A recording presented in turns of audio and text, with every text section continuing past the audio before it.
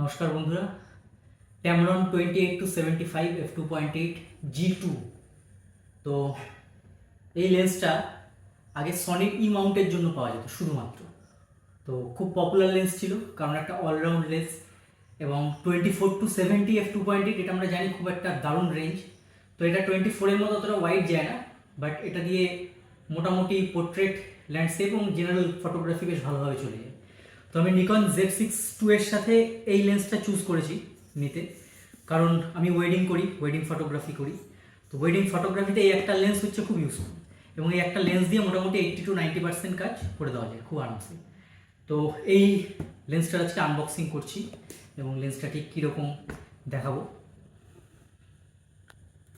তো একটু বক্সটা দেখাই। তো ট্যামরনের বক্সটা আমি সাদা মাটা বক্স, তো একটু কালারফুল বক্স হলে ভালো হতো। এখানটায় কিছু কাগজ আছে, সম্ভবত ম্যানুয়াল জাতীয় কিছু, এটা আমি আর খুলছি না।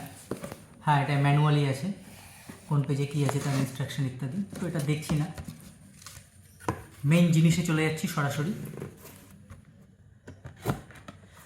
তো প্যাকেজ তোমরা দেখতেই পাচ্ছ, খুব সেফলি প্যাক করা আছে, যাতে কোনো রকম ছোটোখাটো যদি ধাক্কা ফাক্কা লাগে তাও লেন্সটা যাতে সেফ থাকে সেই জন্য।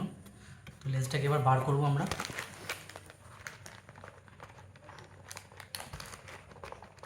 লেন্সটা এবার আমরা আনপ্যাক করি।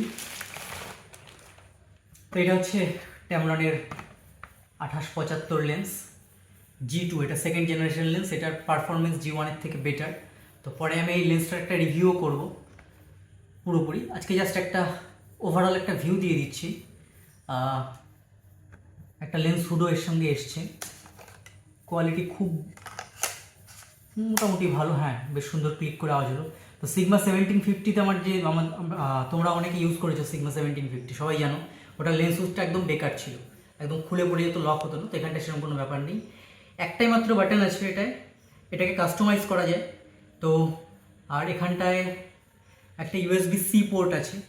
এই USB-C পোর্টটা দিয়ে তোমরা ল্যাপটপ পিসিতে কানেক্ট করে এই লেন্সের যে আপডেটগুলো আসে সেই আপডেট করে তোমরা এই বাটনটাকে কাস্টমাইজ করতে পারবে। এটা দিয়ে তোমরা অ্যাপারচার কন্ট্রোল বা আরও অনেক নানা রকম কন্ট্রোল করা যায়।